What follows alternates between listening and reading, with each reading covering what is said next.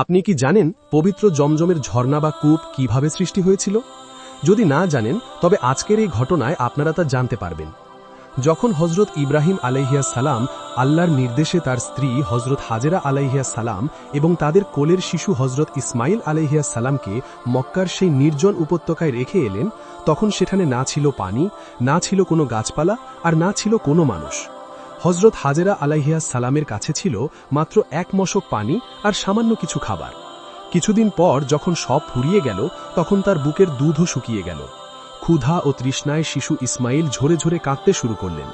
শিশুর এই কষ্ট সহ্য করতে না পেরে হজরত হাজেরা ব্যাকুল হয়ে সাফা পাহাড়ে উঠলেন। চারপাশ দেখলেন, কিন্তু কাউকে দেখতে পেলেন না।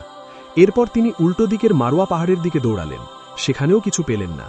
একটু পানির আশায় বা কোনো মানুষের খোঁজে তিনি এভাবেই সাফা ও মারোয়া পাহাড়ের মাঝে 7 বার দৌড়াদৌড়ি করলেন।